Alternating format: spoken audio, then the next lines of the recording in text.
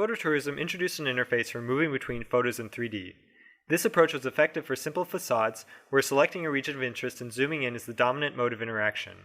For more complex scenes, such as buildings with both interior and exterior views, better controls and rendering techniques are needed. In this paper, we present a system that automatically discovers good controls to guide you through a photo collection. These controls include orbits, panoramas, interesting viewpoints, and optimized transitions between views. These controls are computed automatically from the distribution of photos and help you navigate a large photo collection by guiding you through interesting aspects of the scene. At the core of our system is a novel view selection and rendering engine that selects and displays photos as the user moves through a scene. Here we use standard free viewpoint navigation controls to view the Notre Dame Cathedral. As we move, new photos automatically appear based on our current viewpoint. We can also zoom in, causing photos with higher resolution in the region of focus to be displayed. Unlike in phototourism, our system supports continuous navigation and automatically updates the rendered view. We also support controls for orbiting around objects.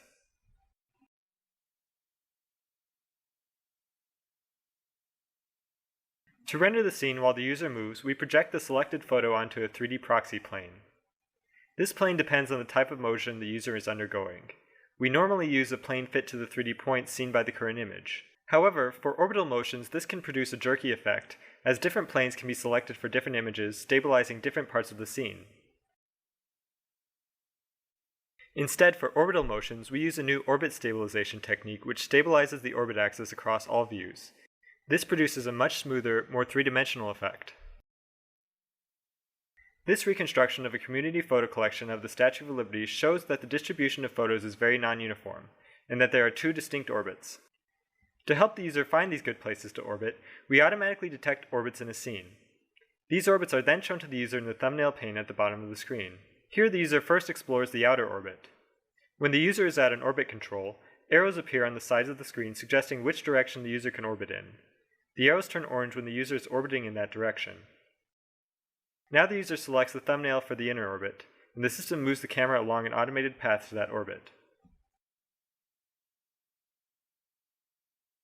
In addition to orbits, our system also detects other good places to view the scene from, including panoramas, and individual canonical views which represent interesting parts of the scene photographed many times.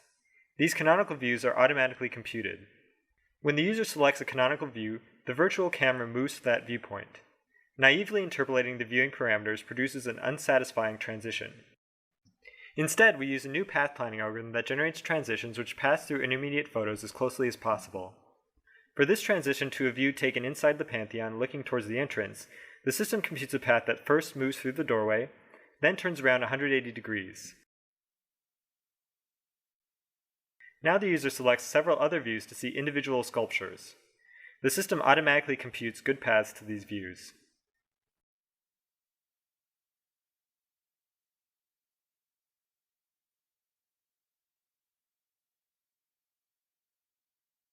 Now the user selects a panorama.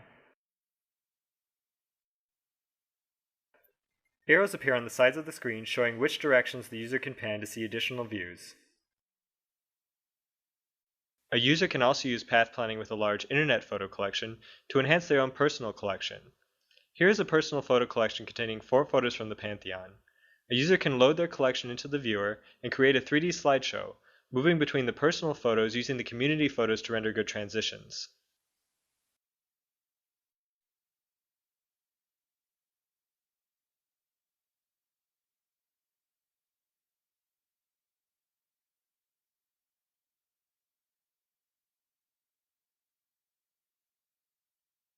By default, our system selects photos based only on viewpoint, ignoring differences in lighting.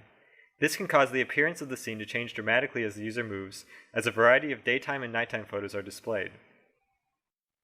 To create a smoother experience, the user can activate an appearance stabilization mode, which only selects photos similar in appearance to the previous photo. Notice how now only daytime photos are shown. To hide changes in appearance even more, we turn on adaptive color compensation. The system now adjusts the color balance of new photos to better match that of previous photos. The color compensation fades away over time. Our viewer also allows the user to toggle between different classes of photos, such as daytime and nighttime. The user now switches to a nighttime version of the scene.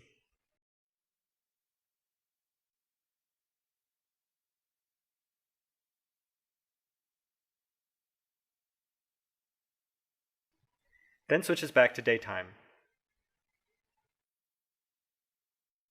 Here we use community photos to create an object movie experience for the Venus de Milo. We first select a region of interest to focus on the sculpture.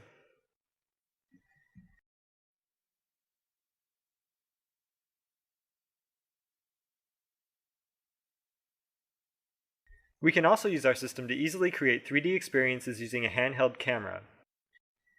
Here we take a low frame rate video moving on an unstructured path around an object and automatically transform it into an experience where the user can interactively adjust the viewpoint. When a sphere of views is available, the user can orbit in 2 dimensions.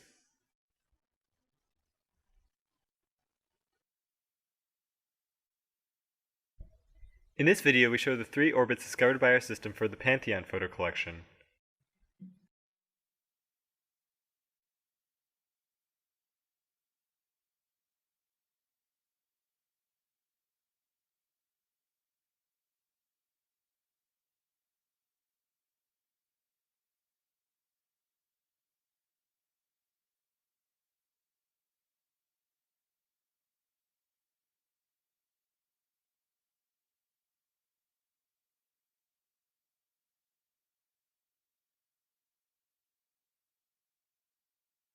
When 3D geometry is available, we can use it in place of our planar proxies for rendering, giving a stronger sense of realism.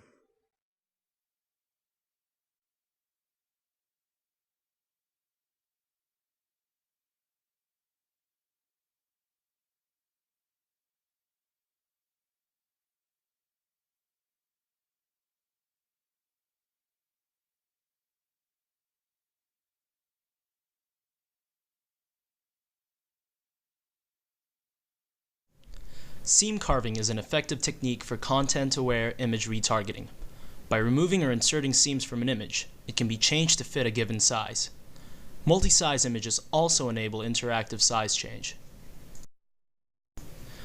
In a similar manner, videos should be allowed to change size dynamically, but cropping or scaling do not perform well. One possibility is to apply seam carving to each video frame independently. However, the results of such an approach are often very jittery. In some simple cases, we can search for regions on the image that are of low importance in all video frames. We take the maximum energy projection in all frames and use it to carve the same set of seams from all the frames. We can now retarget videos to a given size using seam removal or insertion as in images. We can also define multi-size videos that interactively change their size. Nevertheless, in other examples, removing the same set of seams in all frames can create serious artifacts in the resulting video. It is clear that seams must be allowed to adapt and change over time. Our solution is to treat all the video as a 3D cube. We then replace the dynamic programming algorithm that is limited to 2D with a 3D graph cut approach. We define a grid-like graph whose nodes represent pixels and add a source and target virtual nodes on both sides of the cube.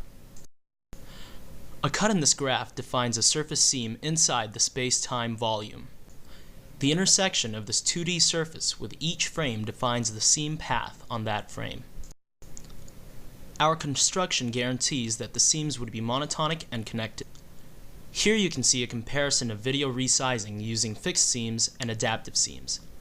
Although the results are better, some artifacts are still noticeable. In another example of video retargeting, notice how the seams damage the sync rim and Remy's figure.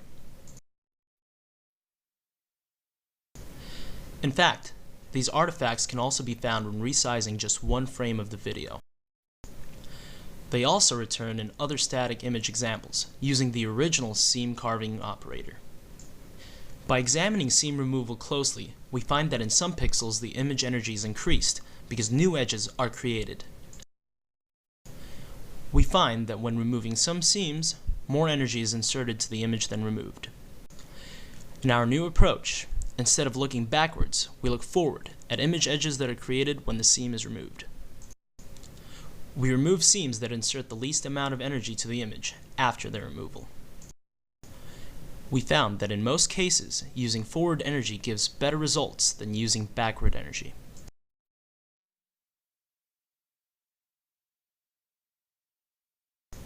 It also provides better quality results for video retargeting.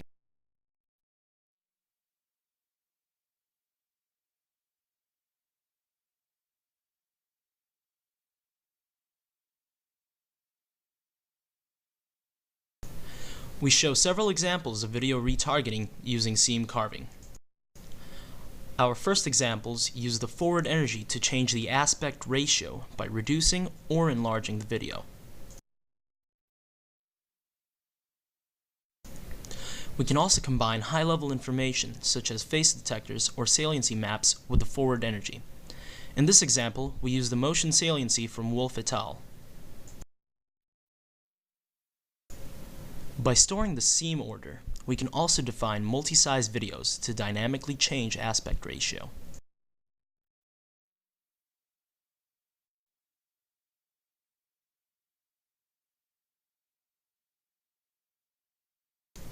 In this example, you can see a comparison of scaling, cropping, and seam carving for resizing video.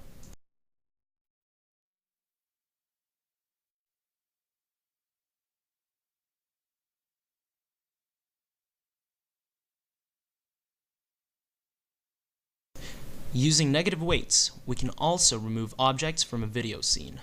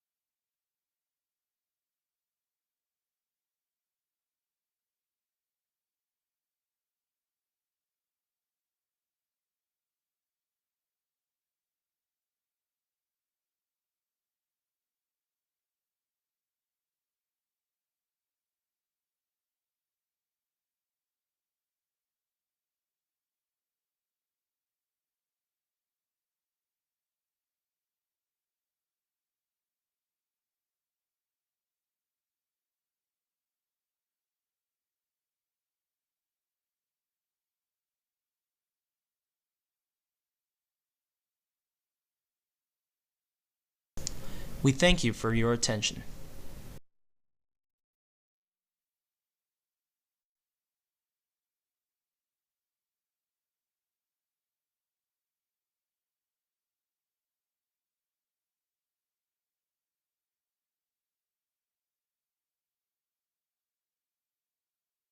Unwrapped mosaics are a powerful extension of a venerable video editing paradigm, so much so that we refer to them as a new representation for the editing of video. We would like to edit video of 3D surfaces which move and change their shape over time. For example, we might want to take this video of a talking head and add features such as a moustache, rouge on the cheeks, and beetly eyebrows.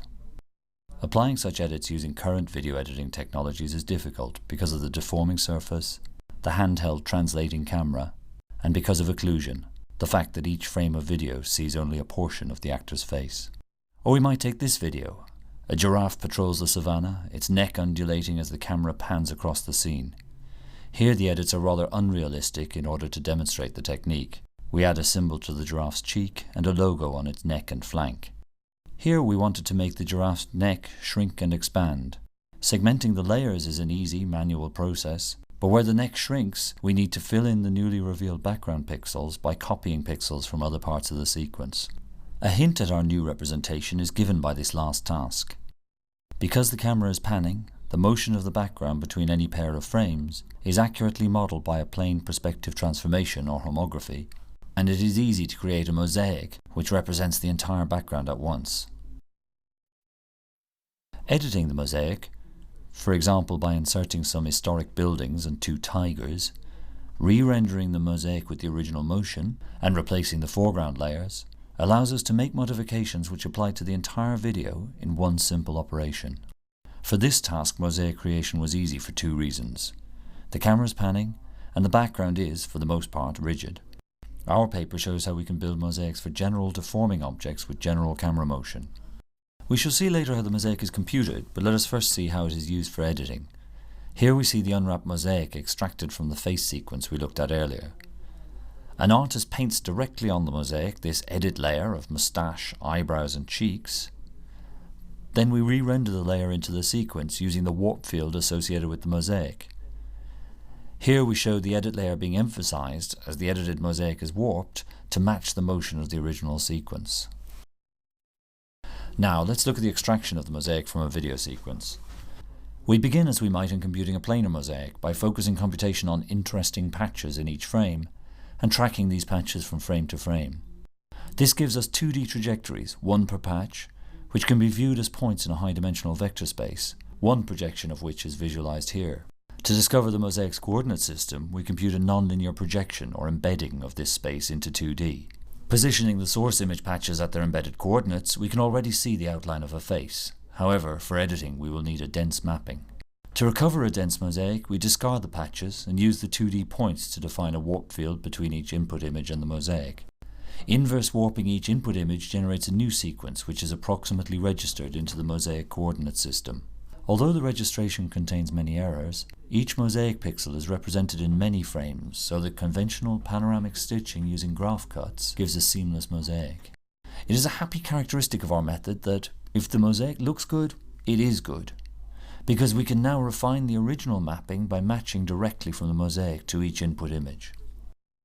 For the giraffe, the extracted mosaic contains both the side and front of the head. Applying this edit layer creates the sequence we saw earlier. This sequence is a little harder, mainly due to blur. The boy is manually segmented from the background, automatically tracked, and an embedding is computed. Like the face, the inverse mapping is approximately registered, but contains some large errors. Unlike the face, however, stitching does not generate a perfect result, with the actor's right ear appearing doubled in the mosaic. We provide a simple user interface to repair such errors. The user scrubs through the registered sequence, finds a frame where the ear appears correctly, indicates the correct pixels, and recomputes the stitching with the constraint that the indicated pixels are untouched. Again, applying garish paint effects, we re-render and view the composited sequence.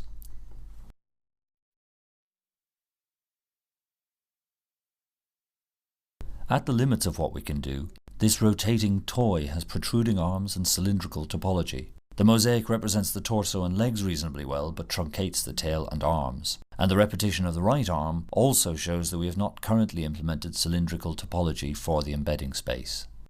This sport sequence is complicated by the spray, by motion blur, and by the repeated texture on the wetsuit. The recovered mosaic does not include the actor's back and contains 2 copies of his legs. We end with a few more examples of the technique in use. This cliff sequence shows that unwrapped mosaics can cope with zoom, and also that unwrapped mosaics might offer advantages even for tasks which traditional effects software handles well.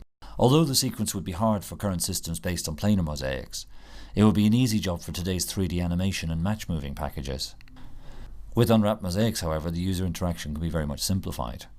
Compute the mosaic, paste on some photos, and re-render. The lighting is wrong, the geometry is basically flat, but the overall effect is not bad. And the whole process is simple enough that one might imagine home users making such animations, something that's not really conceivable with today's 3D packages. The final sequence is another face example. The 2 musicians are segmented into separate layers, and a mosaic is computed for each. The foreground leaf is also placed in its own layer. Painting the mosaic and re-rendering all the layers gives a convincing animation with all occlusions correctly handled.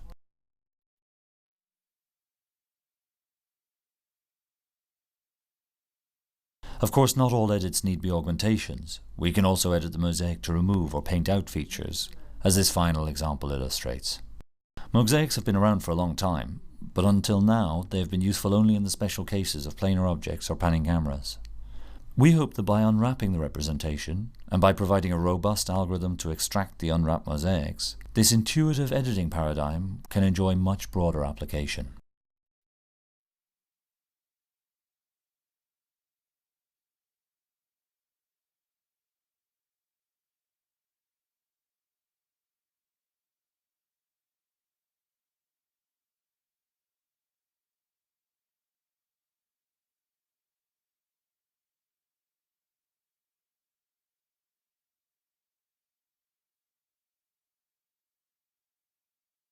In this paper, we present BSGP, a new programming language for general-purpose computation on GPUs.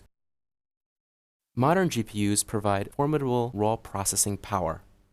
However, programming the GPU for general-purpose computation is still not easy. With current stream programming languages such as CUDA and Brook, the programmer writes kernels, which are individual functions with input and output parameters.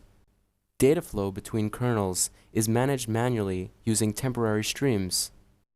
These stream programs are directly mapped to the hardware by the CUDA or Brook compilers. While stream programming delivers high performance, the kernel writing and manual data flow management are tedious and error-prone for complicated applications. With BSGP, the programmer writes a BSGP program which looks much the same as a sequential C program. The BSGP compiler analyzes the BSGP program and automatically translates it to stream kernels. Optimal temporary streams for data flow management are also automatically generated and maintained. Comparing to stream programming, BSGP has 4 advantages. First, a BSGP program is easy to read, write, and maintain. Second, with BSGP, data flow is implicitly defined via local variables. Third, BSGP allows simple and efficient code reuse. Finally, all the above advantages come with no performance penalties. BSGP programs achieve similar or better performance than well-optimized stream programs. Please see the paper for details. The most important advantage of BSGP is that it is easy to read, write, and maintain. This assessment is necessarily subjective. The best way to verify it is to examine BSGP source code and compare it with CUDA source code, which are all submitted as supplementary materials. Here's what a BSGP program looks like. Notice its resemblance to sequential C programs.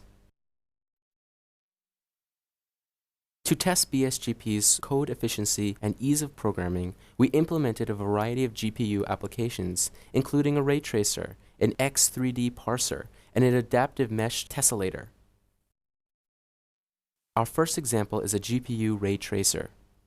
The ray tracer renders multi-bounce reflection and refraction using multi-pass ray generation.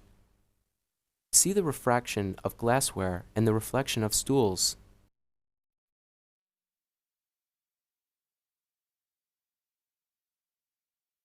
The same programmer wrote and optimized a CUDA version and a BSGP version of the same ray tracer.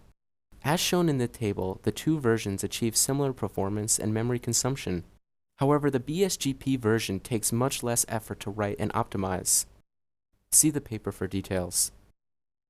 Our second example is X3D parser for the GPU. The parser receives a plaintext X3D file from the CPU.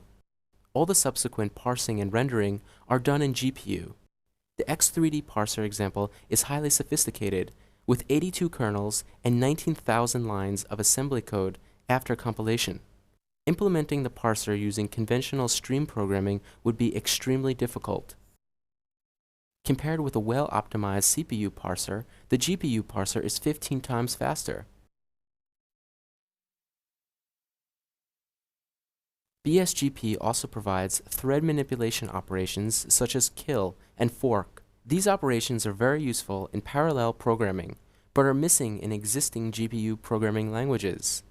In this GPU adaptive tessellation example, we use a simple fork operation to accelerate the program by an order of magnitude with little extra coding. See the paper for details.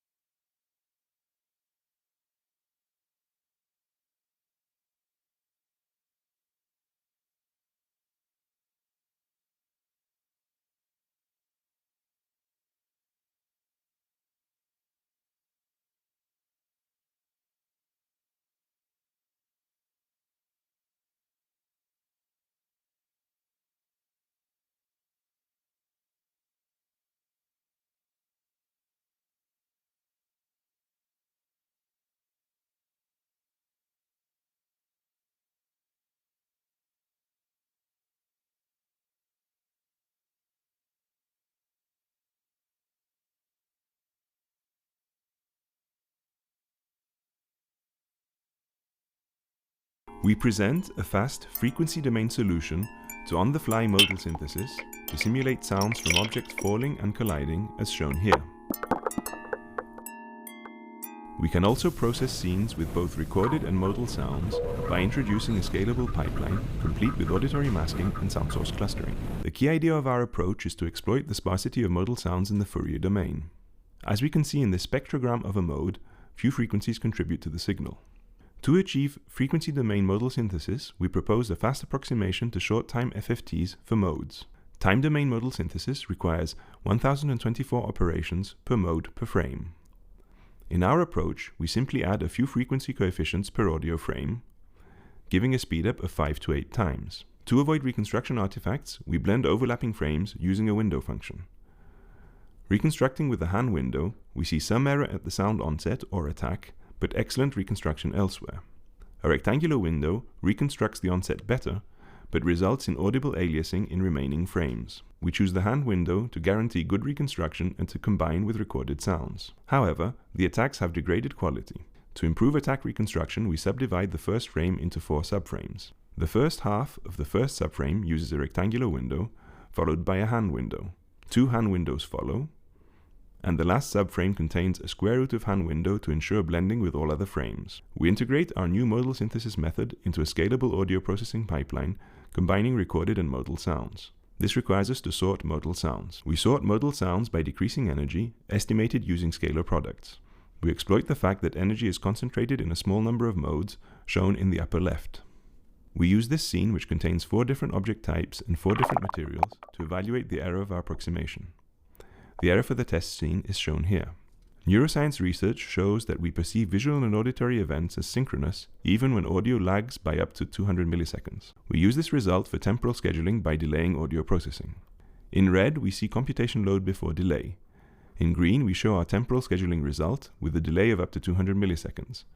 The abrupt peak is now shorter and smoother. We first compare to time domain processing using all modes.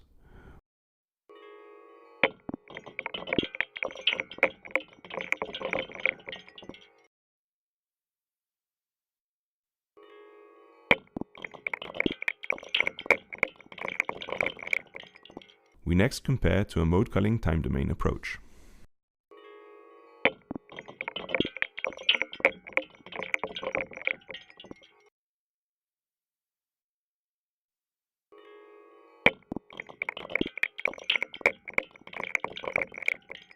We performed a perceptual test to evaluate quality of our approximation by varying the cost of the approach.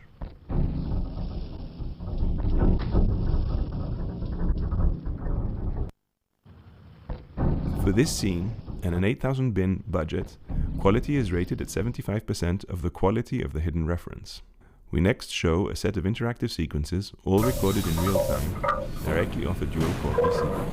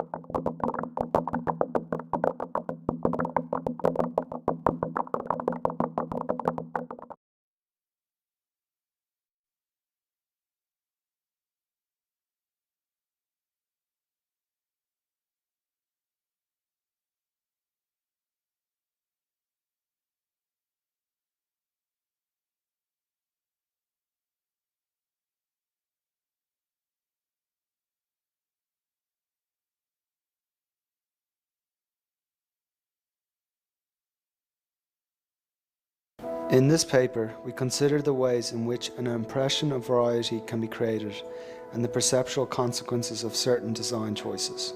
Typically, a fixed number of template characters are usually used to generate large crowds using instancing, thus producing appearance clones that can often be easily noticed. These appearance clones can be disguised by color modulating their diffuse texture. Additionally, since character motions also consume memory resources, the same set of animations is typically used multiple times, resulting in motion clones that can give the disturbing impression of a crowd of people all moving identically. However, depending on viewpoint and crowd density, occlusions and perspective foreshortening mean that only a few characters are close enough for their details to be clearly visible. Therefore, it is really within the foreground characters of a crowd where lack of variety is most noticeable.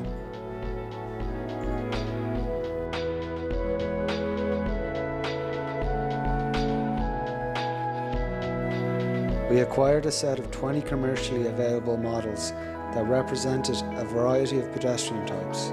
For each model, we created 32 unique outfits to vary their hair, skin, clothing, and shoe colors.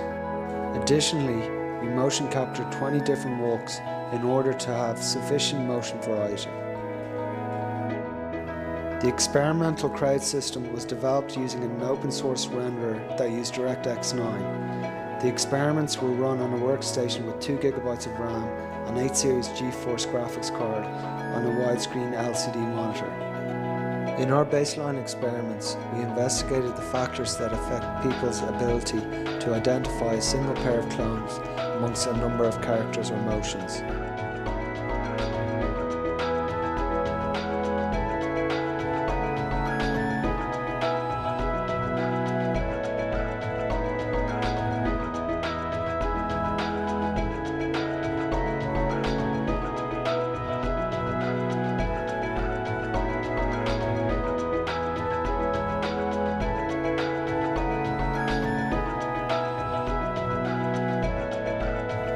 From our baseline experiment results, we found that appearance clones were easier to spot than motion clones.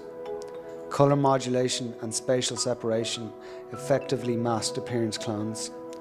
No appearance model was more easily spotted than others. In the multiple clone experiment, we examined the perception of variety when the number of a character's appearance or motion clones is increased.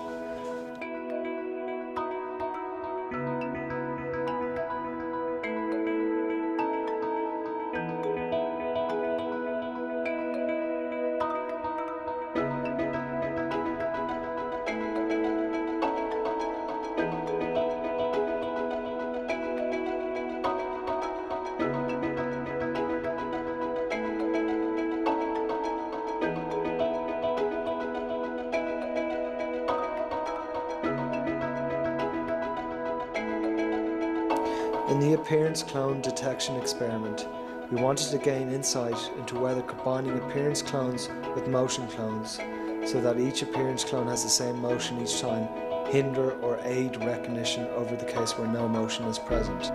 Additionally, we wanted to know whether applying random motions to appearance clones makes this harder or easier.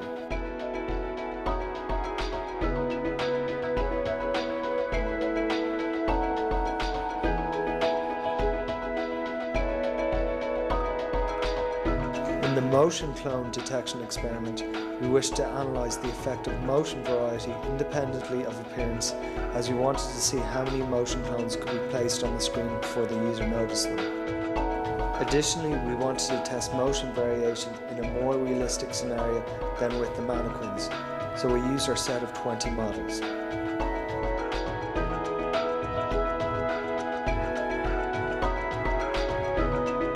From our multiple clone experiment results, we found that combined appearance and motion clones were only harder to find than static appearance clones when their cloned motions were out of step. Appearance clones were also harder to find when combined with random motions, and motion clones were not affected at all by appearance, even with random appearance.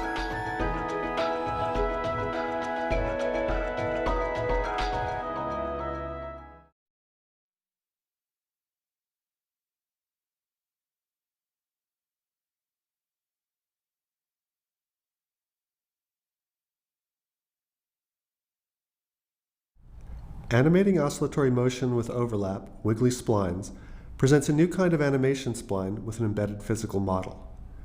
Here we see an interactive spline editor.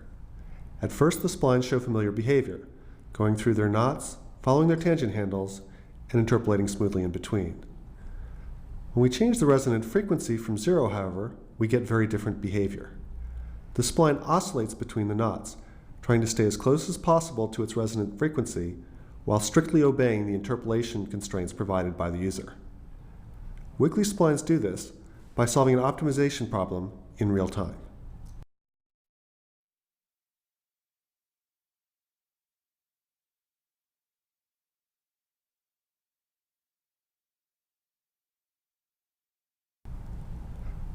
We solve the optimization problem of the wiggly splines over complex numbers, which creates not only the real valued spline that the user interacts with, but also the cyan-colored imaginary part shown here. The imaginary part stays 90 degrees out of phase with the real part and can provide additional information to an animation system by defining not only the value of the spline, but also its phase angle.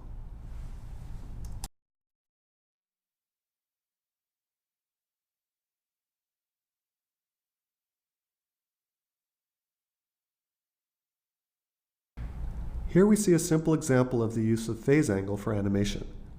A single wiggly spline animates the base of this tail, and the other segments of the tail are controlled by phase shifts of the original wiggly spline. Now we're going to look at a set of examples of wiggly splines controlling character deformations that were trained from volumetric finite element simulations. Although the original simulations took minutes to perform, once the wiggly spline models have been created, they run in real time. First, we see what happens if just the real part of the wiggly spline is used to control the up and down shake of the character. All parts of the character move simultaneously, giving the motion a classic low-end CG look. Here we see the same animation knots, but with different phase offsets of the wiggly splines used to drive each point of the character. The phase offsets were extracted from the simulation using a complex principal components analysis.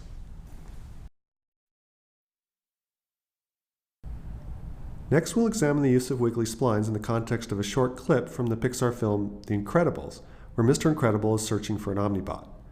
Here we see the clip in slow motion. Now we add belly shake controlled by the real part of the wiggly spline.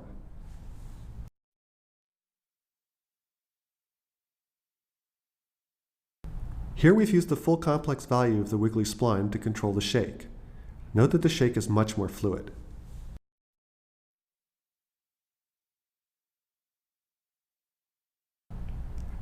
Here we've multiplied the phase differences in the animation by a factor of 2.3 to exaggerate the visual propagation and achieve a sloshy look for the belly. Finally, we show the same clip at normal speed.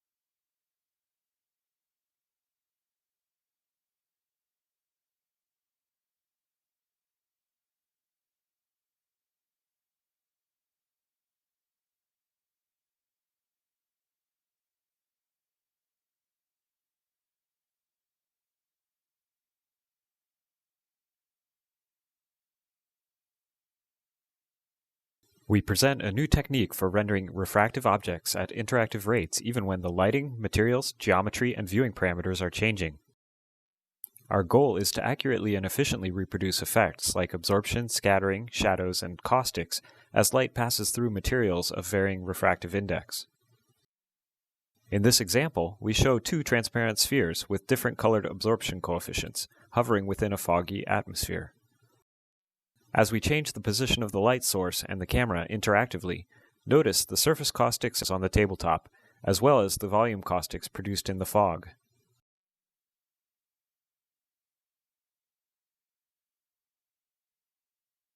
We accomplish interactive relighting by introducing a new rendering pipeline in which each stage is implemented on the GPU.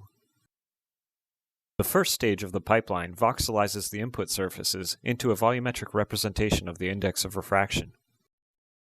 The second stage of the pipeline builds an octree from the voxel grid. Next, we generate photons from each light source. Then we trace the curved path followed by each photon as it refracts through the volume, contributing radiance to each voxel that it passes through. We rely on the octree to adapt the step size of each photon to the surrounding variation in the index of refraction. Finally, the viewing pass forms an image by tracing rays from the camera into the volume, summing up the radiance encountered along the way. The entire pipeline runs on the GPU. Each of the examples shown in this video was rendered on an NVIDIA GeForce 8800 Ultra, achieving frame rates between 2 and 8 frames per second. To produce this video, we captured the images and later recorded them at 30 frames per second. Our pipeline isn't limited to just viewing and lighting changes. We can also update the materials within a volume on the fly. For example, our volume painting interface allows an artist to paint different colors of absorption coefficients within this model, and to increase the scattering coefficients outside the model. After painting some more absorption, the artist changes the view and then adjusts the position of the light. Following another change of view, the artist continues painting some more scattering.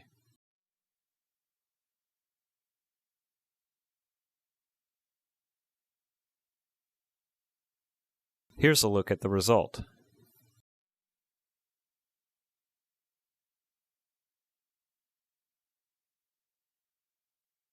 Because our pipeline includes a voxelization stage that converts surfaces to volumetric data, we can apply a variety of surface editing techniques. Here we're using the Teddy sketching interface to generate a 3D surface, which we then voxelize into a refractive volume. In fact, as we rotate the resulting surface, our pipeline is recomputing the voxelization and all the lighting effects for every frame. By including voxelization in our pipeline, we can also change the surface geometry in more powerful ways. Here we show a surface deformation algorithm applied to a triangle mesh. Our technique voxelizes the changing mesh for every frame and renders the effects of refraction.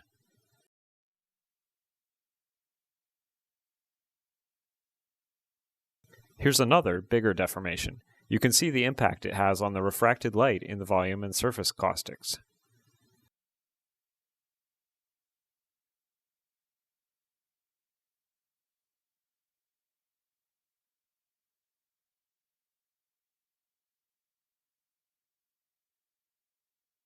Our technique is very useful for visualizing CPU-generated simulations and animations.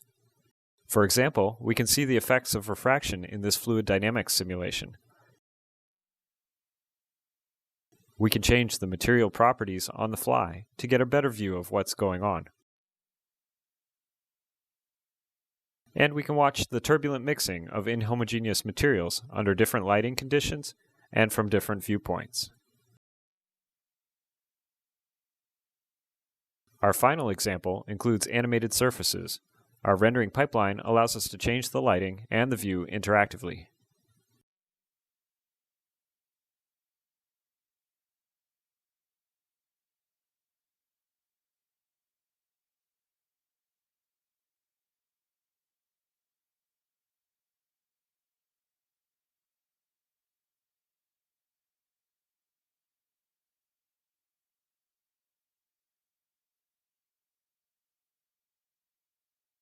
In this paper, we present a real-time algorithm called compensated ray marching for rendering of smoke under dynamic low-frequency environment lighting. The lighting in our example is represented using fourth-order spherical harmonics.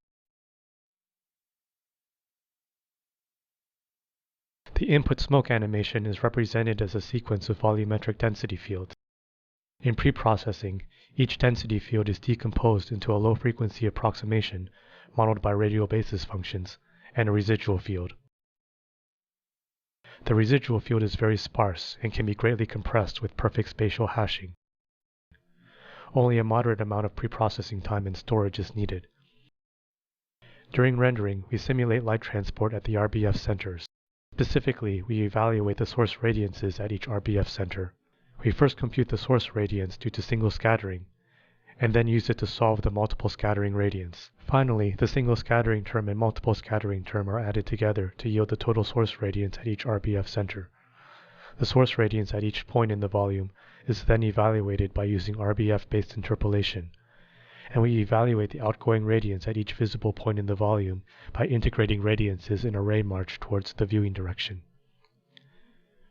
Ray marching using only the RBF approximation of the density field leads to rendering results that lack the fine details of the original smoke data. To render realistic smoke, we generate a component in the ray march that compensates for the high frequency density details in the residual field. Here we show the rendering result of the entire animation, which has 600 frames. The data is approximated on average by 600 RBFs per frame. The RBF centers for each frame are shown at the left corner. Here we turn the multiple scattering on and off. We can see that multiple scattering significantly affects the visual appearance of the smoke.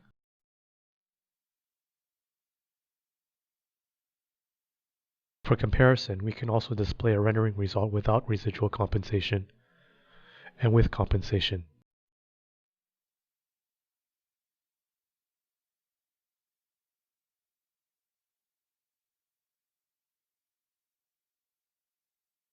The user can dynamically change the lighting in real time. Here we rotate the lighting to see how the smoke shadows itself. This is another example. The smoke density at the first frame is defined by the Stanford bunny. Then the smoke rises freely and is finally blown away by wind. Here is a side-by-side comparison of the single and multiple scattering results. As the smoke disperses, there exists less multiple scattering and the results become more similar. Our rendering results are comparable to those from offline rendering algorithms like ray tracing. Here we show a side-by-side comparison.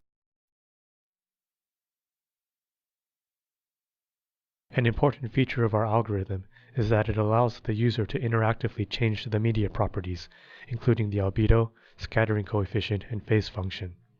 Here we adjust the smoke properties to give it a different look. In SIGGRAPH 2006, Ren et al. Presented a soft shadow technique based on spherical harmonic exponentiation. That technique can be incorporated into our algorithm for rendering dynamic shadows cast from smoke onto scene geometry. Here's another smoke example.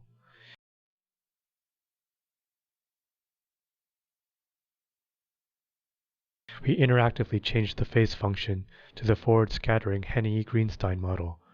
The dependence of the scattered radiance on the view direction can be seen. Turning the residual on and off shows how the compensated ray march adds high frequency details into the rendering result.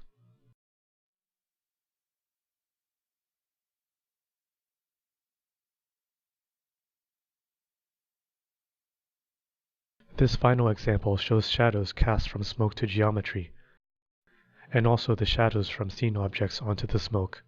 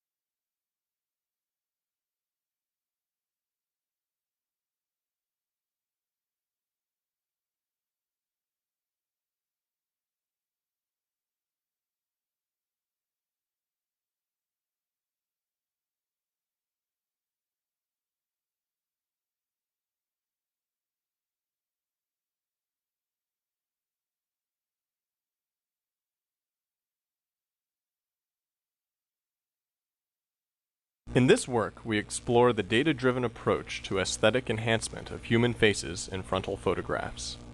Given an input portrait image, we identify 84 predetermined facial feature points and compute a planar set of distances between them. We collect these distances into a feature distance vector V, a vector in a high-dimensional space.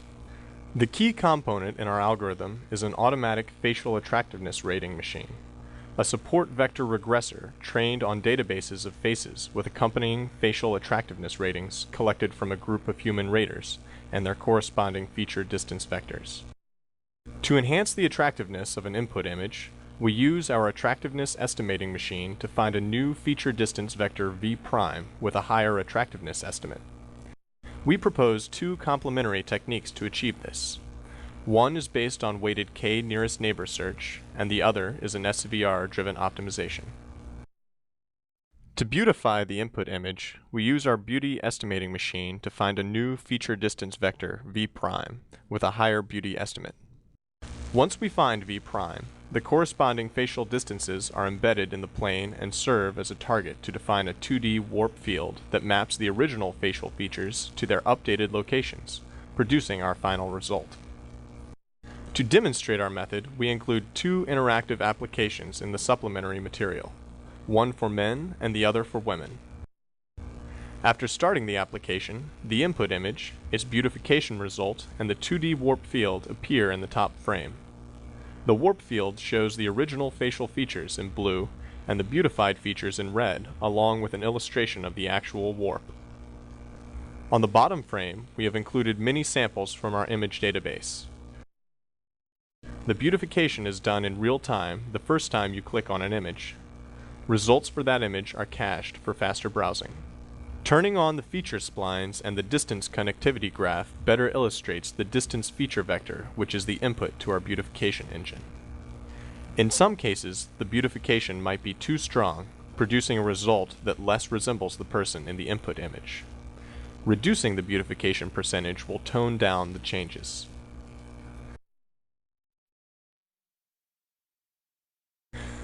Sometimes it might be desirable to restrict a facial feature from being beautified. We illustrate this by keeping the original eyebrows.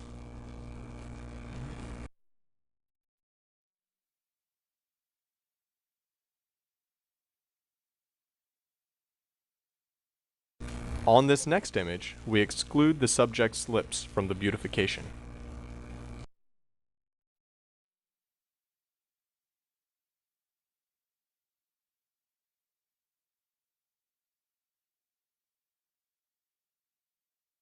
Here is a sample of the results using our method.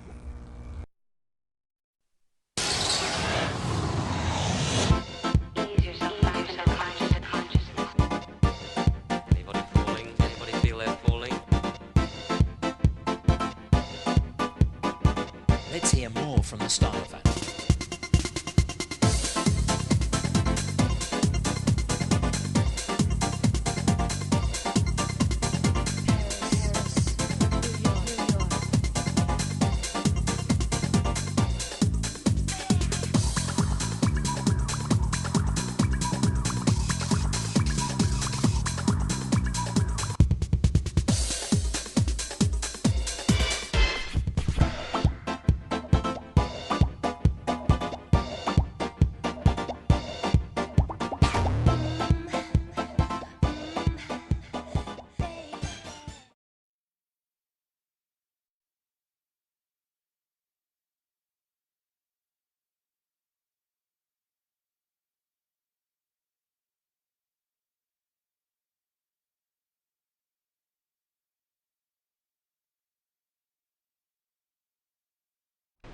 We present an intuitive and efficient method for editing the appearance of complex, spatially varying datasets, such as images and measured materials.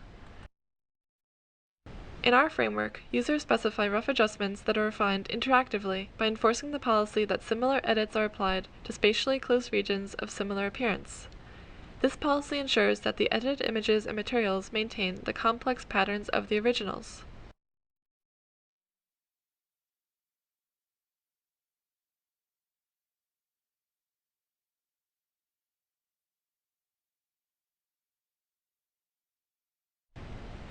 To demonstrate our approach, we adjust a simple image, quickly editing its exposure with a few brushstrokes that are propagated to the entire image by our algorithm.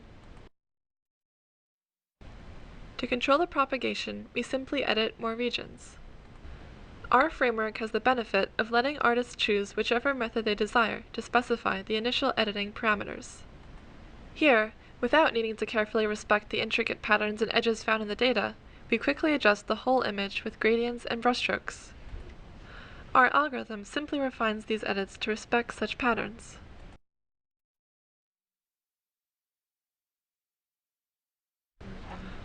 We compute the parameters of final edits E from the user-specified ones G by minimizing a function of two terms. The first term imposes the user-specified values as constraints to the final editing parameters. We support imprecise user input by imposing the constraints over all spatially close locations of similar appearance, as captured by the affinities Z. The second term ensures that the final editing parameters are similar for close points of similar appearance. Note that we impose these constraints over all pairs of points in the dataset to guarantee a high-quality solution.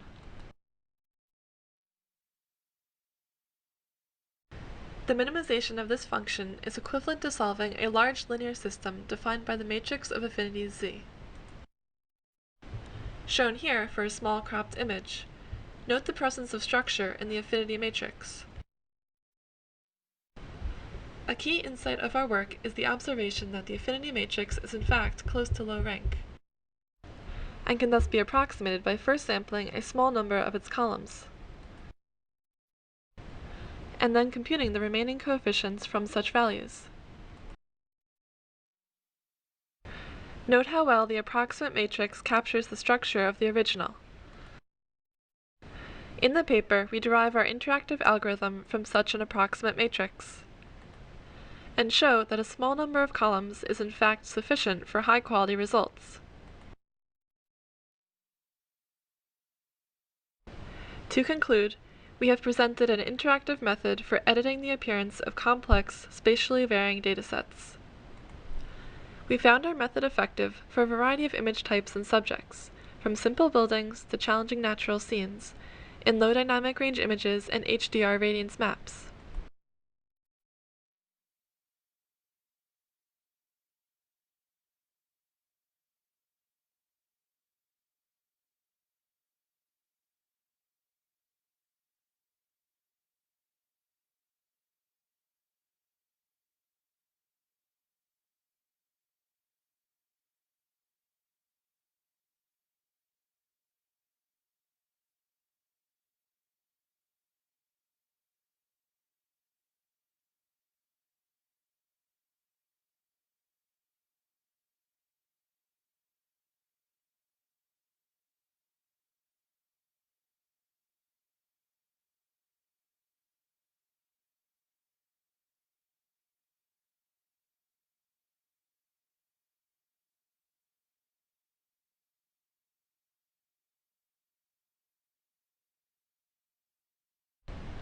We use the same framework to edit measured materials and find it intuitive and fast for these datasets as well.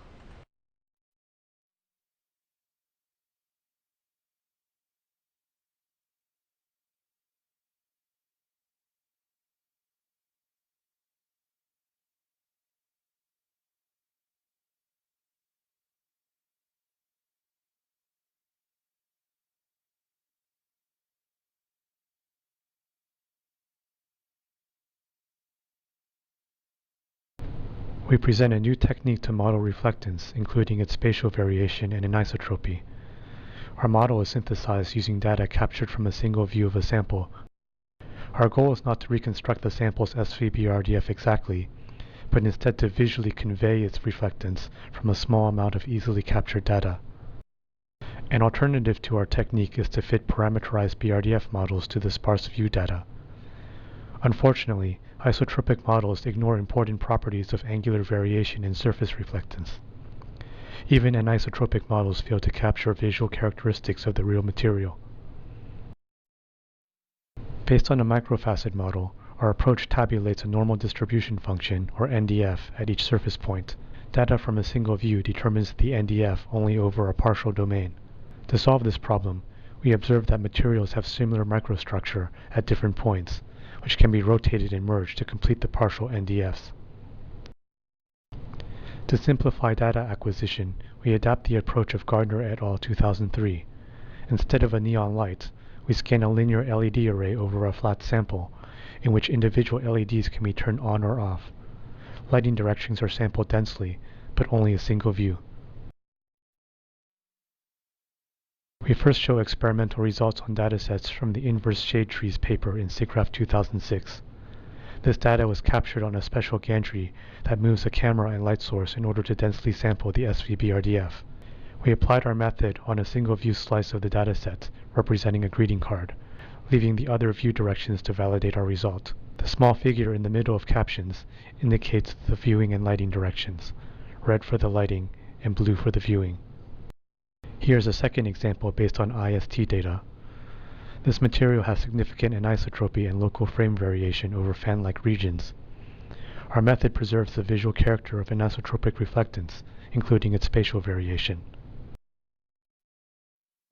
Now we show results using data captured from our simple device and synthesized using our method. We begin with various fabric materials mapped onto a pillow shape. Fabrics exhibit complex anisotropic reflectance due to their consistent fiber orientation. They also demonstrate complex spatial variation, such as the colorful needlework on this red satin example.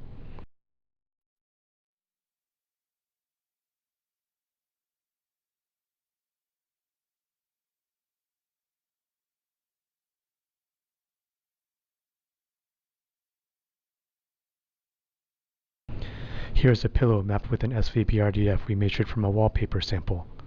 The local frame rotation of the plastic coating microstructure is well preserved with our method.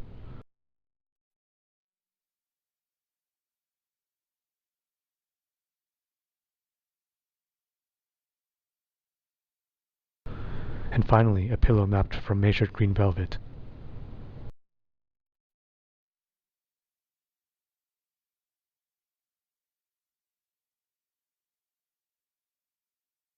Here's a board model mapped with two kinds of wood materials obtained with our method. We begin with an oak wood sample. Please notice the subtle effects of anisotropic reflectance that cause the wood fibers beneath the surface.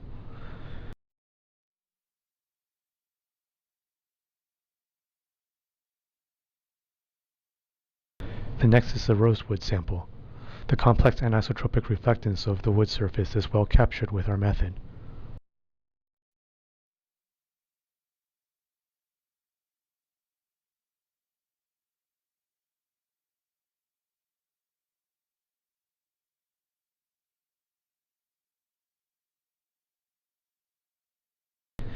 Now is a dish mapped with different SVBRDFs from our technique. A weathered copper sample is shown here. The progressive changing of the reflectance property is preserved well in our result.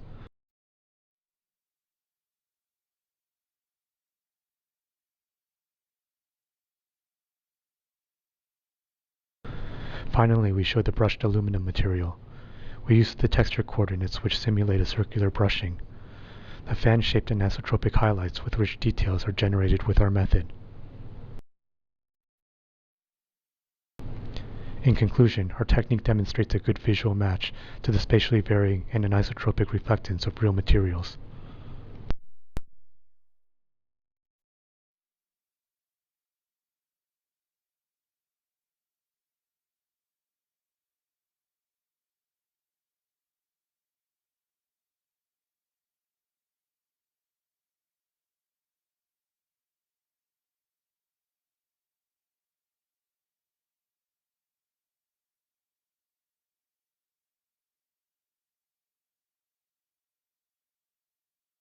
This work addresses the problem of computing the upright orientation of a 3D model.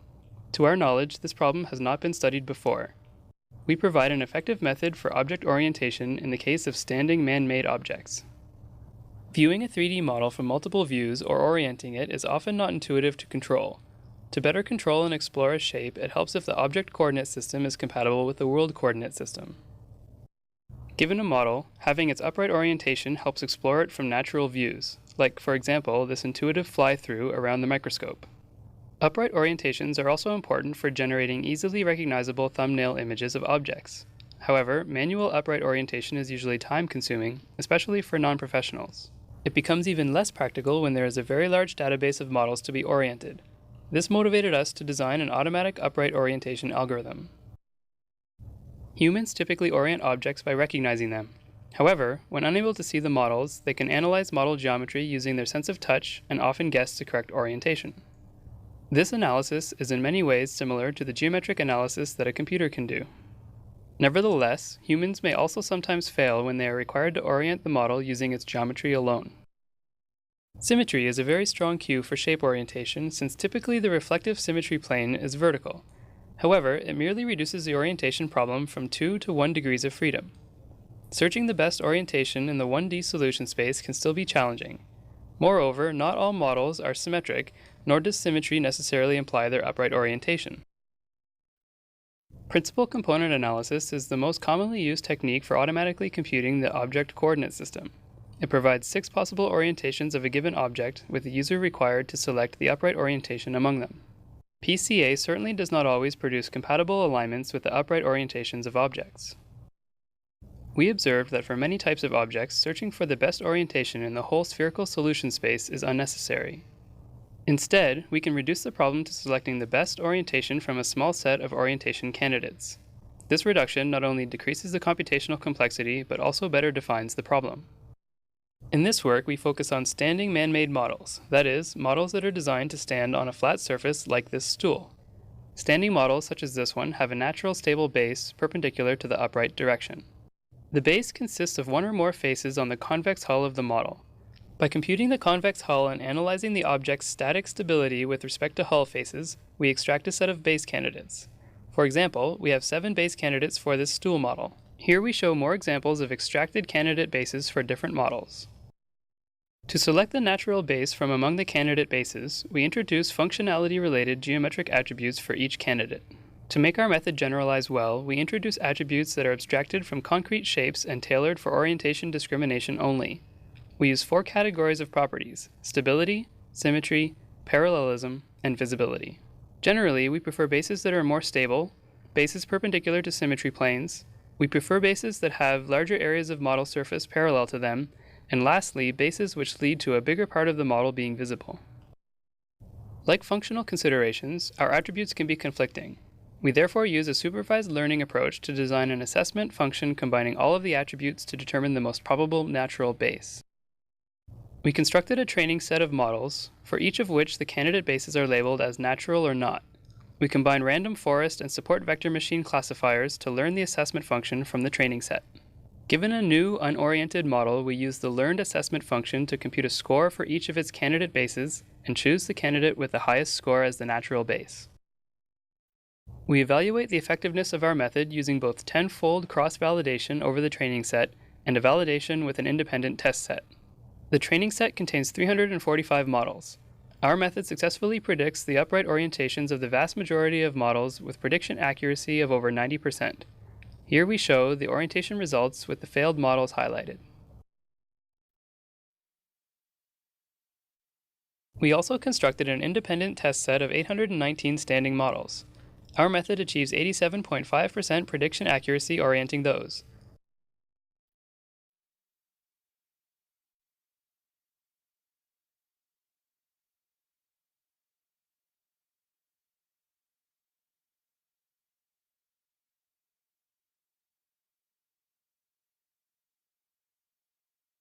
Thank you.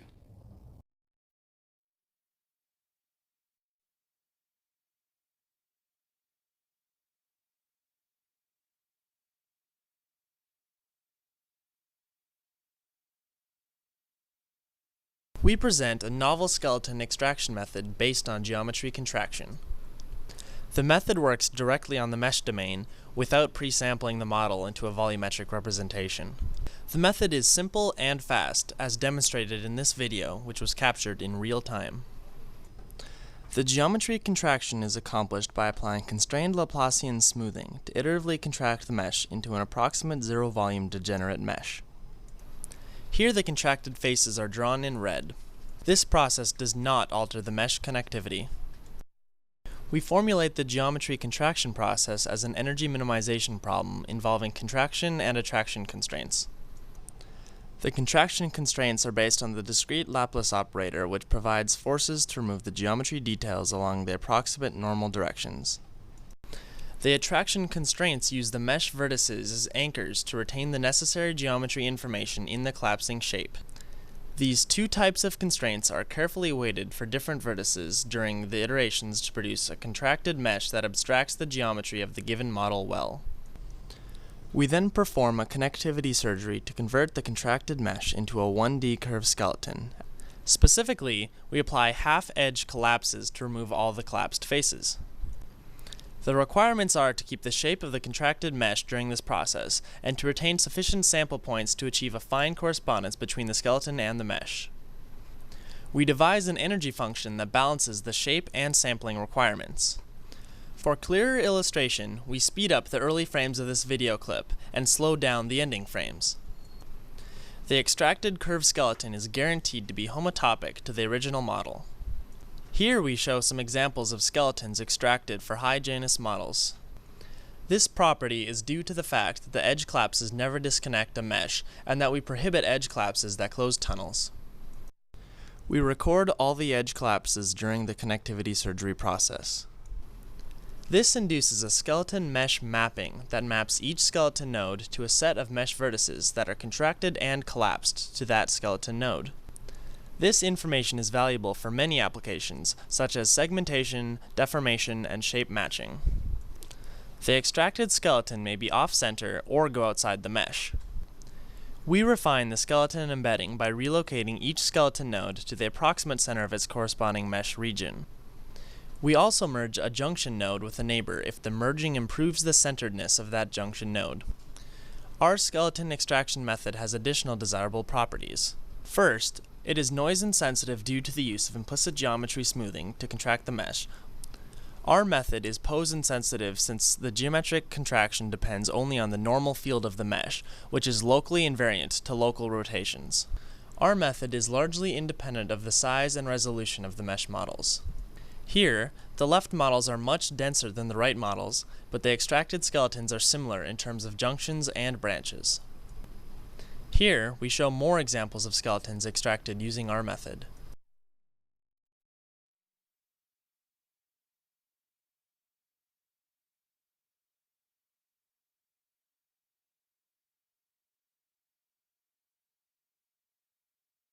We demonstrate the effectiveness of our skeleton framework in two applications. First, we design a simple segmentation algorithm by exploiting the skeleton mesh mapping and the local thickness information produced by the skeletonization process.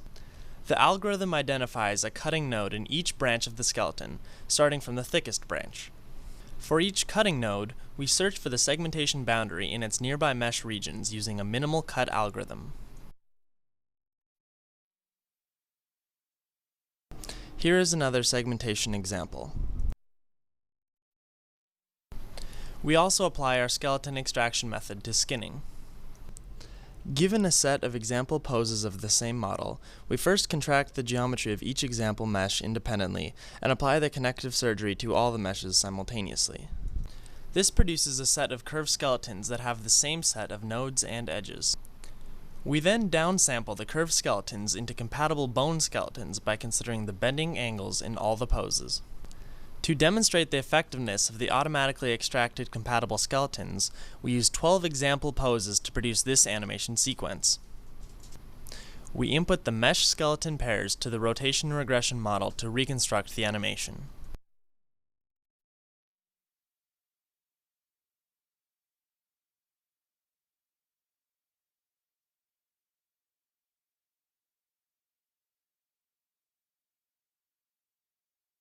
We present a new technique for computing a special set of non-trivial loops called handle and tunnel loops in 3D models. Our algorithm takes a closed surface mesh and associated volume mesh as input. For a surface mesh, we use DelPSC software built at Ohio State to get the volume mesh. For isosurfaces, the volume mesh is obtained almost freely. Our method is based on the topological persistence, which pairs simplices in the filtration of the complex. A positive simplex which creates a cycle is paired with a negative simplex which kills a cycle. We first add all the vertices on the surface, then the edges. Pairing algorithm finds positive edges which are red and negative edges which are blue. All surface triangles are then added to pair with the positive edges. Some positive edges are left unpaired. Next, we add triangles from the volume mesh. For handle loops, we add triangles from inside. A handle loop is generated when a negative triangle from inside is paired with an unpaired edge on the surface. Similarly, for tunnel loops, we add triangles from outside. A tunnel loop is generated each time a negative triangle from outside is paired with an unpaired positive edge on the surface. This topological algorithm produces topologically correct handle and tunnel loops but may not be geometrically meaningful. We then propose two refinements.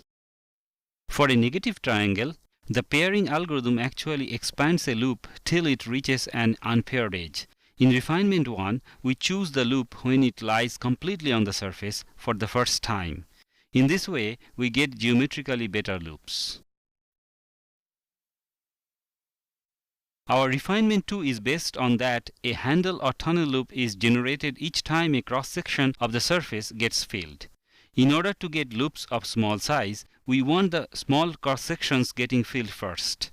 To this end, we compute the geodesic size for all the volume triangles and add them in the increasing order of their geodesic size.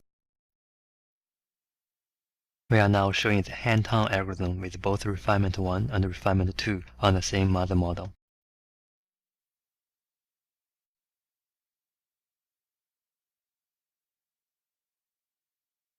This picture shows that refinement 2 forces two handle loops A and B move to locations of small feature size A', B'.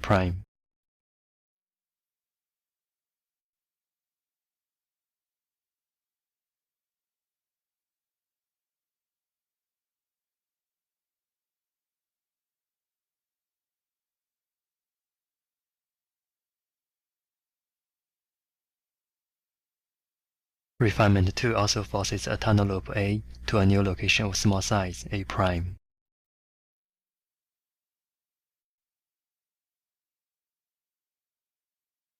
We show the handle and the tunnel loops on Bottigeau and its handle features in green.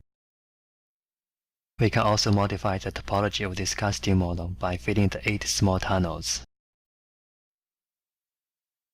This Stanford Buddha model has genus 9. We show 3 close-up views of small handles and tunnels, and the 3 tunnels are filled up. This gearbox CAD model has genus 78. Most tunnel loops on this model are geometrically smaller than the handle loops. This filigree has genus 49. Most handle loops are geometrically smaller than the tunnel loops. This engine model is a NASA surface in the volume data. It has about 20 million volume triangles. We only show tunnel loops in this example.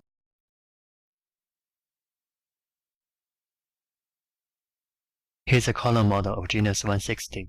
It has close to 1 million surface triangles. We show 3 close-up views of small handles and tunnels. Our algorithm can also compute handle and tunnel loops on knotted models like this knotty cup. We show our algorithm is stable under different volume meshing strategies on this molecule data. We also demonstrate the stability of our algorithm with different surface meshing densities on this heap model.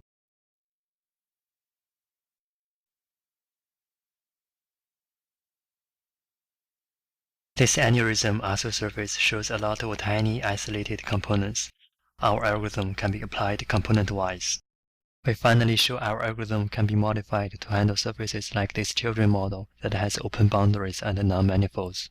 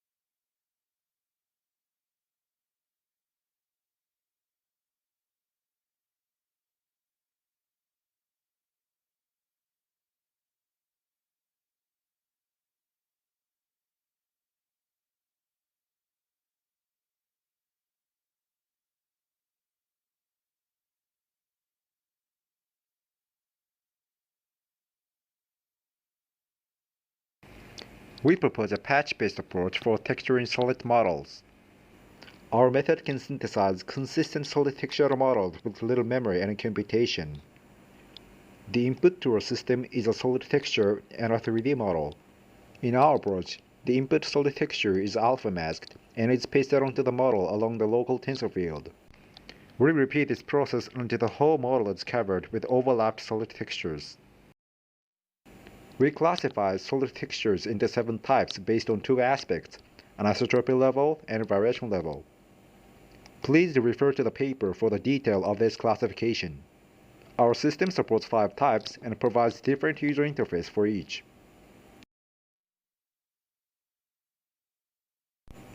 This type corresponds to the well-known isotropic textures. In this case, the user only specifies texture scales. The user can put and move texture patch on the surface or on the cross-section of the model, and can adjust the texture scale interactively. After the local texture scales are specified at several positions, the system fills the model with the texture while considering such user-specified texture scales.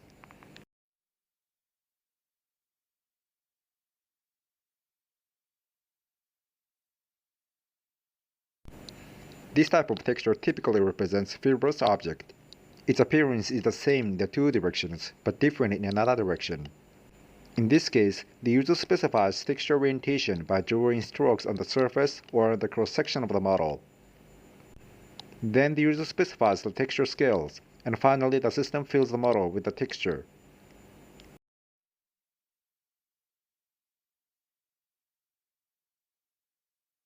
This type of texture includes layered object. Its appearance gradually changes along the depth direction. In this case, the user specifies depth field inside of the model by painting colors onto the model using 3 tools. The multi-phase fill tool paints a color onto the multiple surface triangles. The single-phase fill tool can modify the filling result. When the user presses Update button, the colors are assigned to the model and depth fields computed. Finally, the stroke tool is used to draw a radial axis of the model.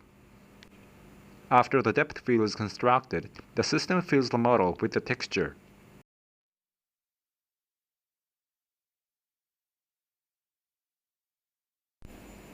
This type of texture includes flattened fibers. The appearance differs in all the 3 directions. In this case, the user first specifies the depth field. Next, the user draws strokes onto the isosurfaces of the depth field. Finally, the user specifies texture scales, and the system fills the model with the texture.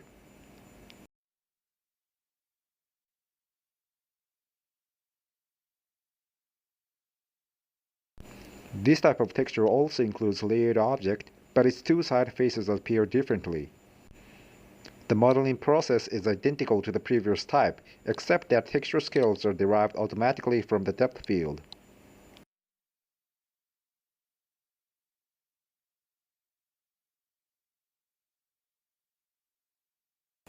After filling the model with the texture, the user can manually paste additional solid textures onto the model. The user can interactively manipulate the position, orientation, and scale of the texture.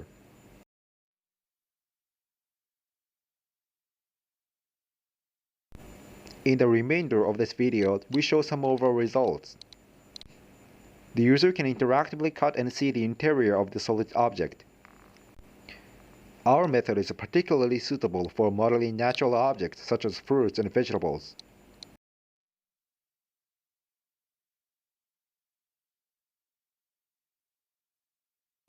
A large-scale solid object can be represented with little memory using a small number of exemplar solid textures.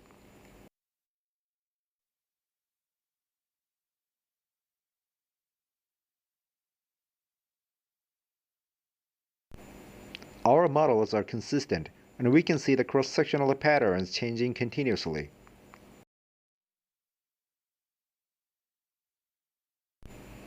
Our method can easily handle other texture channels such as displacement mapping.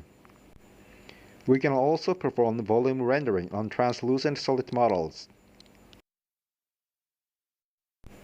Thank you for watching.